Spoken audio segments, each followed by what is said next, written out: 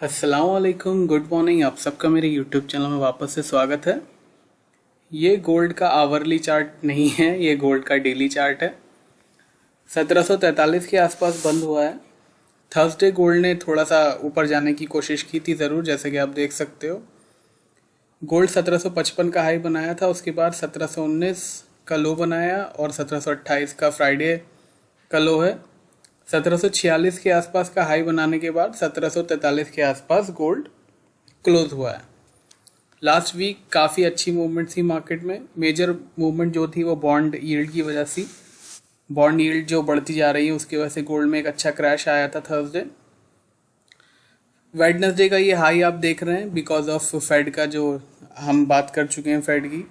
Fed chairman ने बोल दिया है कि 2022-23 तक कोई भी वो इंटरेस्ट रेट नहीं बढ़ाएंगे।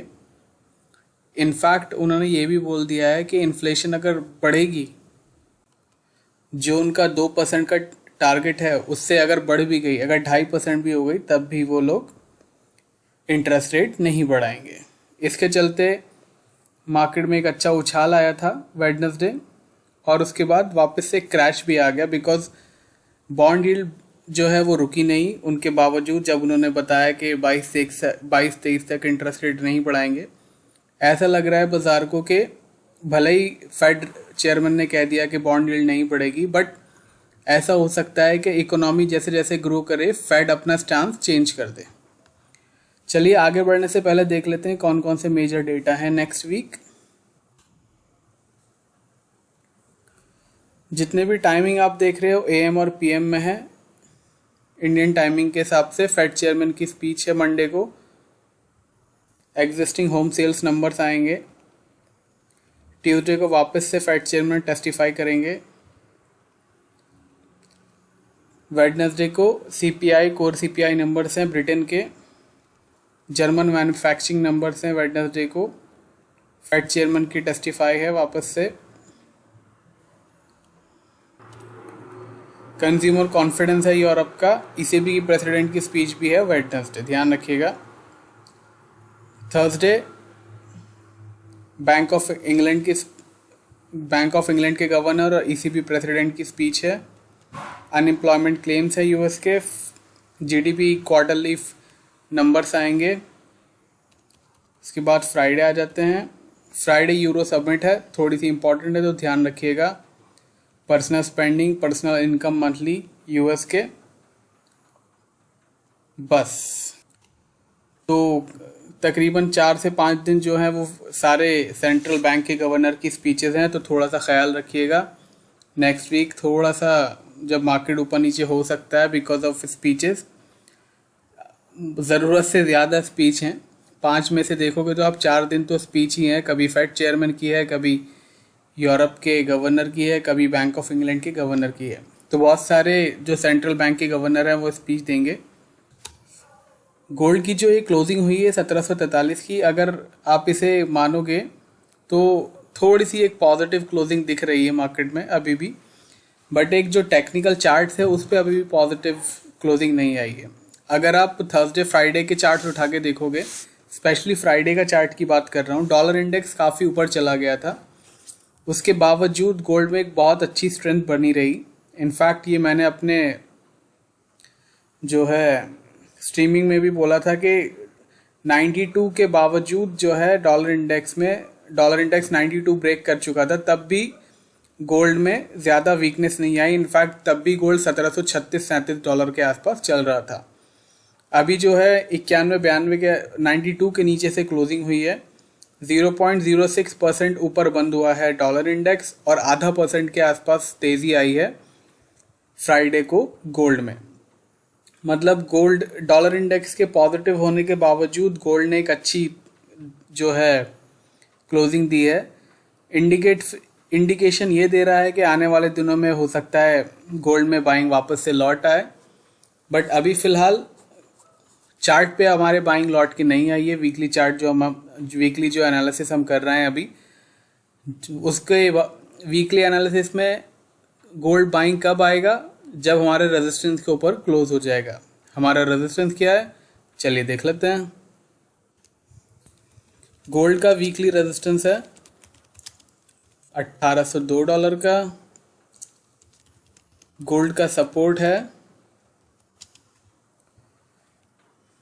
$1670 का। गोल्ड अभी भी वीकली चार्ट पे वीक जोन में बना हुआ है। अगर 1802 के ऊपर जाके क्लोज हो जाता है, ध्यान रखिएगा हम वीकली चार्ट की बात कर रहे हैं, इसे क्लोज होना बहुत ज़रूरी है।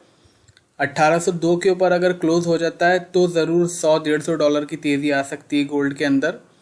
तकरीबन 1802 के बाद तकरीबन 1900 और $2000 तक जा सकता है।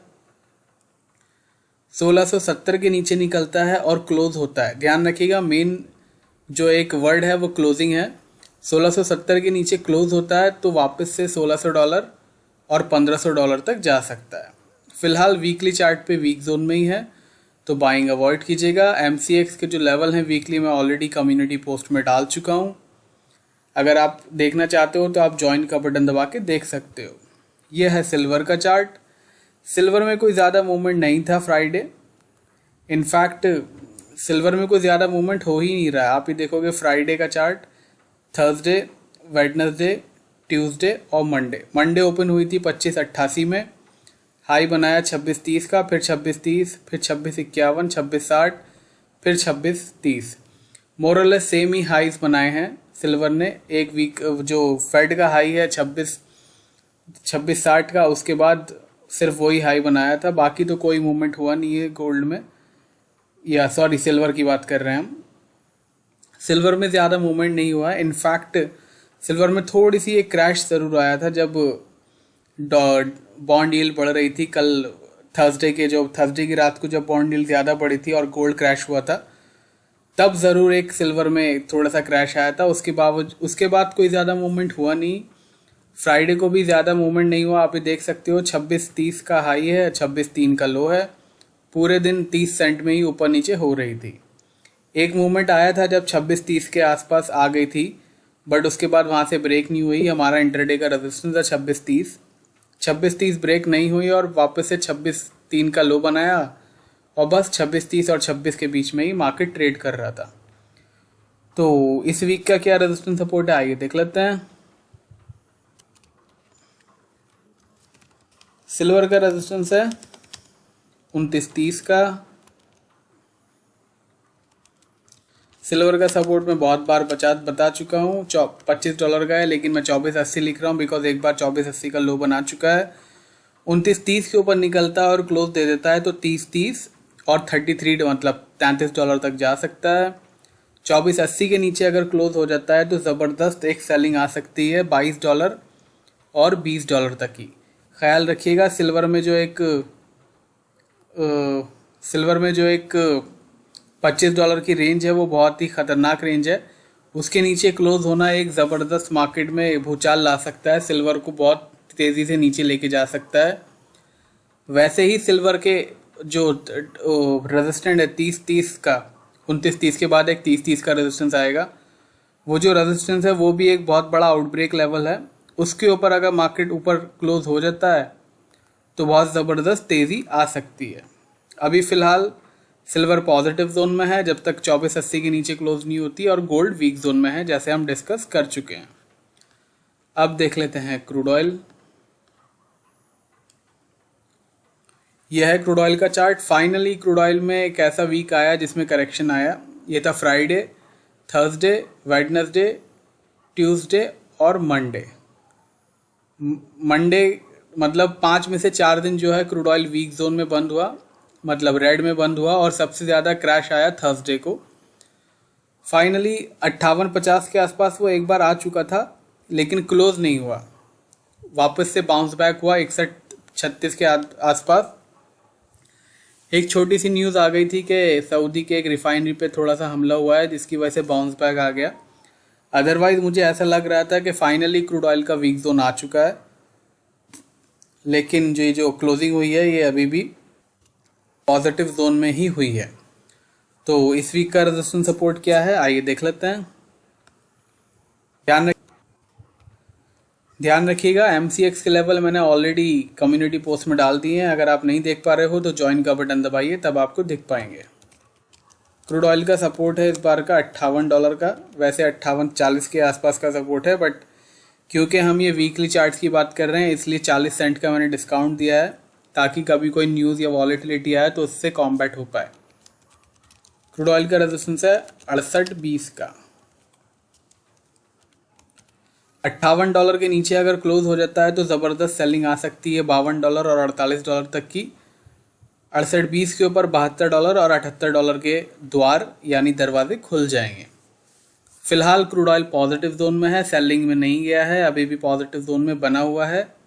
ये वीडियो को प्लीज़ लाइक ज़रूर कीजिएगा। मेरी पेड सर्विस लेने के लिए आप मुझे व्हाट्सएप कर सकते हैं, नंबर डिस्क्रिप्शन में दे रखा है। मंडे टू फ्राइडे मैं अपने लाइव चैनल पे स्ट्रीम करता हूँ, इंग्लिश चैनल का लिंक डिस्क्रिप्शन में दे रखा है। लाइव मार्केट के अपडेट्स के लिए आप मुझे ट्विटर पे और टेलीग्राम पे फॉलो कर सकते हैं, दोनों के लिंक डिस्क्रिप्शन में दे रखे हैं। मिलूंगा आपको मंडे, तब तक के लिए take care, bye bye, happy weekend.